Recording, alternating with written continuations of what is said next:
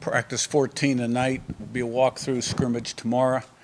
Then we'll transition sort of to installed things that haven't been installed yet, special situations, and game week next week. Wyatt and Daly can practice right now, are ineligible to play. So we're taking that day by day. Obviously, would love to see that happen. And I think in their case, you're creating opportunities. You look at Wyatt started less than half the games last year and got hurt. Then Daly stepped in, started 6 out of 16 games and got hurt. Both had pro potential, but because of injury, didn't end up in NFL camp. So we'd have to make no roster cuts if they're eligible to play. All right, is that enough to Zach? Kind of an extension to that, do you anticipate them kind of pursuing their own legal case to try to make that happen? And you had to deal with this last year with Lewis Moore.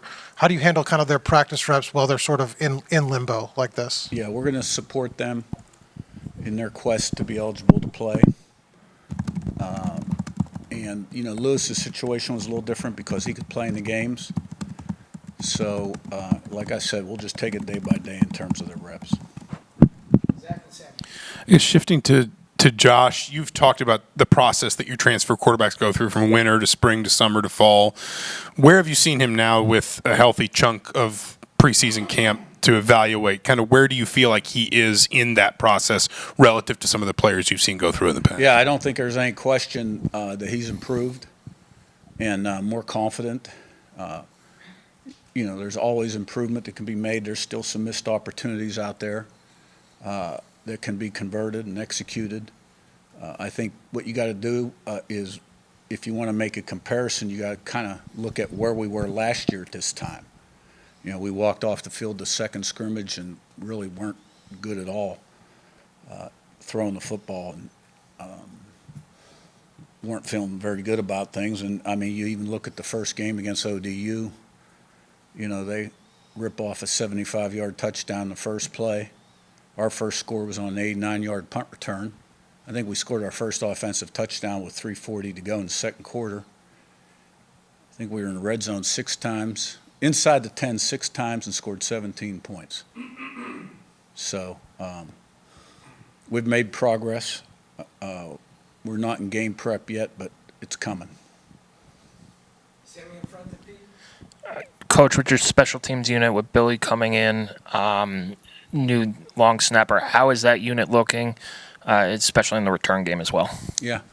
Well, we have a lot of confidence in our specialists. Our special teams have really been a winning edge. Grant Kane does a great job. The kids really buy in. There's a good competition between Billy and Quinn Warren. And that long snapper, Drew Clausen's done a really nice job up to this point, and we feel like we have a good option if something would happen there too. In the return game, you're looking probably at Tyler Morris as the number 1 punt returner right now.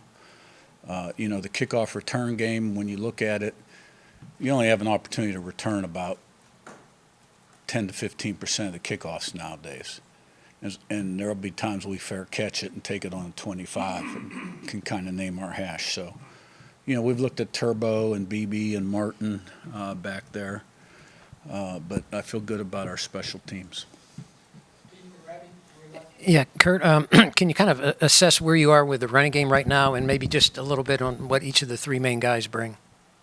Yeah, running the ball has been key for us. It all starts up front with the offensive line, the tight ends, and the wide receiver blocking.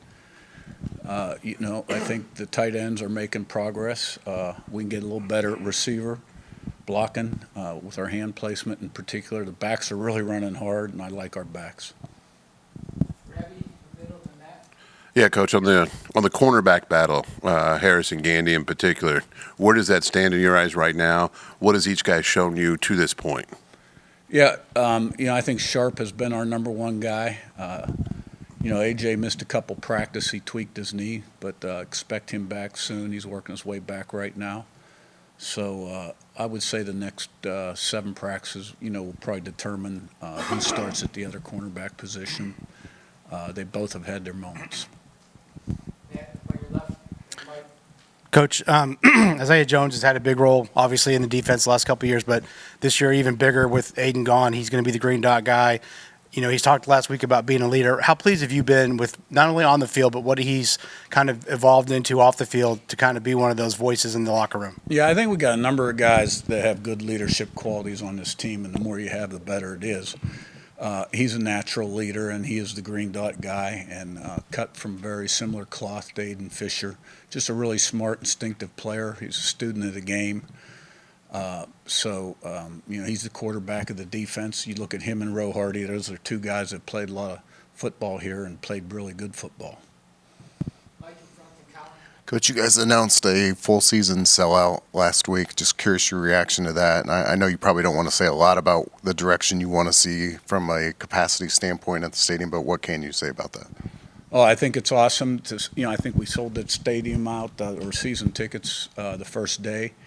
And, they're without a doubt the 12th man, the students and everybody else that come to the games. I mean, the stadium is really loud when we play at home. It's a problem for the opposition. And it's worth points, and they're a big part of our success. Colin on your right and Jared.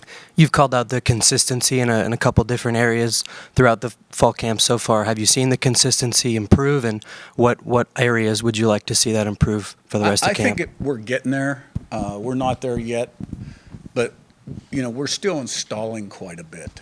So the volume's heavy, and there's a lot of multiples and variables, and so you never carry the whole package in any game. You cut down what you think will be most effective. So I think the energy, the effort, the technique, the assignments, the finish have all improved, but still a way to go. Jared on your right, Damian. Entering camp, you said Grant Wilson was your number 2, and then obviously Tyler Cherry's been working in there a little bit. Have you seen either of those guys kind of separate themselves, and how are you guys operating there right now? I would say Grant definitely has the edge for the number 2. He's an experienced guy, and has had a good camp, and Tyler's improved too. And, Jacob Bell has a gun, but there's only so many reps out there. Ian on your right, Deniz. Coach, I know you're laser focused on this season, but I know as the NFL preseason goes on, how much, if at all, do you pay attention to your former players in the NFL, and what does your relationship look like with your players post-grad? Yeah. I try to stay on top of how they've done, the 24 guys and the 25 guys, because we have quite a few of them, obviously. Shoot them a text once in a while, good luck or great job, that kind of thing. So they've made a good showing up this point, and wish them continued success. Rep with Liz. You do like the off-season film review and look for trends in college football. Was there anything that jumped out at you that when you went through all the film, that you noticed that you're kind of looking for this year? Not really. You kind of look for things that might fit your personnel. There's always things you can pick, whether it's red area, goal line, third down, whatever, explosives, pass game, run game, gizmos, tricks, that kind of thing. So, every year it looks a little bit different, and I'm still going through that stuff. I'm always trying to refine it and stay on top of it, so if we need something, I've got it in my back pocket, that week, at least to present to the offensive staff table and see if it's got any value. All right, thanks, guys. Thanks.